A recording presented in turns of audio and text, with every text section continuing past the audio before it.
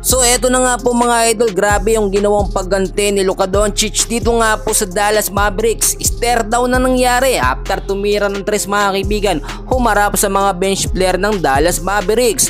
At mga Lakers fans nagpasalamat pa kay Nico dahil sa nangyaring trade.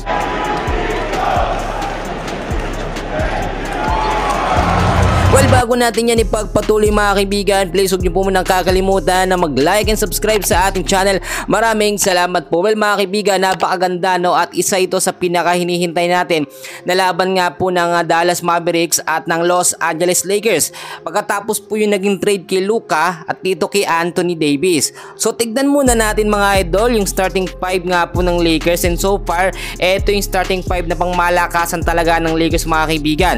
Si Luka Doncic, Austin Reeves, LeBron James, Rui Hachimura at ito pong si Jackson Hayes. Nakita nyo mga kaibigan, nung first quarter pa lamang, mainit na po talaga yung laban. Nagpapakitang gilas na agad si Luka Doncic mga kaibigan para maipakita niya o para makaganti siya sa ginawa nga pong pag-trade itong Dallas Mavericks. At syempre kasama na dyan yung pag-disrespect nila dito sa promotional video po ni Luka Doncic. Maganda yung nangyari mga kaibigan sa first half, first and second quarter ng game, which is yung mga highlights talaga nakita natin halos kay Luka no. Pero nakita nyo maigi mga kaibigan, etong si Luka talagang mahigpit yung mga bantay no. Talagang nakita naman natin siya ang pinupinterya ng Dallas Mavericks para hindi po makapuntos no. Ang ibig kong sabihin dito, talagang tinatarget na ng Dallas etong si Luka para hindi gumanda ang performance at masabi na tama lang yung naging trade dito kay Luka kay Anthony Davis. Alam nyo mga kaibigan ko, napansin talaga natin dito na ito nga pong Dallas Mavericks gigil na gigil kay Luka. Bakit manggigigil mga kaibigan? Very obvious naman, i-trade nila kay Anthony Davis. Si Anthony Davis nasa bench lamang no, after ilang games pa saka pa siya makakapaglaro sa Dallas Mavericks. Samantalang si Luka Doncic gumagawa na ng history no, ng pangalan nga po dito sa Los Angeles Lakers. Nung first half, kung titignan nyo mga kaibigan, ang ganda ng stats agad na naiambag nga po nitong si Luka. And so far, nung first half mga kaibigan, 59 po agad yung naging score. At etong si Jackson Hayes, merong 8 minutes of playing time, meron 2 rebound, merong 4 points. Rui Hachimura, meron pong 18 minutes, merong 4 rebounds at 7 points. Pero etong mga kaibigan, si Austin Reeves, merong 16 minutes of playing time, merong 2 assists at merong 14 points. Samantalang etong si Luka Doncic mga kaibigan, grabe ho no. First half pa lamang, meron siyang 18 minutes of playing time, merong 12 rebounds, 7 assists at meron hong 12 points. Nakita nyo mga kaibigan na halos lahat po ng mga assists ay talagang kay Luka. Ang ganda ng mga fancy pass niya na talagang no look mga kaibigan, which is yun yung pinakawalan talaga ng Dallas Mavericks dito nga po no kay Luka Doncic. Nakita nyo mainit na mainit yung laban na ayaw talaga nilang papuntusin.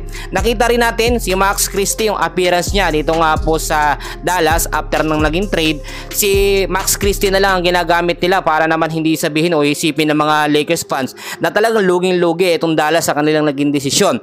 Worst ever nga po na trade sa history ng Dallas yung pagka-trade dito kay Luka. Alam nyo mga kaibigan, gusto naman talaga ng Dallas na isuka na itong si Luka Doncic no, dahil sinasabi nila hindi daw magaling at hindi physically fit, pero talagang nagsikap si Luka at pinakita niya na deserving siya no dito nga po sa Los Angeles Lakers. At hindi naman tayo nabigo mga kaibigan dahil ang ganda ng performance nga po na pinakita ni Luka. Well, nakita natin mga kaibigan sa pagtatapos naman ng third quarter, 78-77 na yung naging score no. Medyo isang puntos na lamang ang lamang nga po dyan ng Lakers, which is nakahabol ang Dallas Mavericks. At ang akala nga natin masusungkit pa at matatalo ang Lakers mga kaibigan, pero kung titignan nyo, tumaas na rin ang minuto dyan na ginawa nga po nitong si Luka, which is nabigyan siya ng 28 minutes, meron na siyang 15 rebounds, meron hong 9 assists at 17 points. More on talagang binibigyan ni JJ Redick ng minuto eto nga pong si Luka Doncic para makabawi siya sa ginawa nga po ng Dallas Mavericks. Parang sinasabi natin, no, sports lamang, walang personalan, pero na may personal naman etong Dallas Mavericks, no, doon sa promotional video. Masakit po yung sa part ni Luka, mga kaibigan. At kung titignan nyo din, mga kaibigan, nagtapos yung final score, mga kaibigan. Ito sinasabi ko, marami na namang umiiyak ngayon. 107-99 po ang Dallas Mavericks. Panalo, mga kaibigan, ng Lakers. Itignan natin, mga kaibigan, si Jackson Hayes, yung mga huling quarter, doon siya nakabawi, no? Doon nakadepensa. Meron na siyang 17 minutes, merong 8 rebounds, pero walang assist itong si Jackson Hayes, 8 points. Rui Hachimura, ang ganda, mga kaibigan, 38 minutes, talagang babad na babad. Merong 6 rebounds, at merong 15 points. Si Austin Reeves, mga kaibigan, tulad na aking sinasabi, talagang okay na sila ni Luka, no? Yung chemistry nila nananatili po, mga kaibigan. 38 minutes, 3 rebounds, 5 assists at 20 points.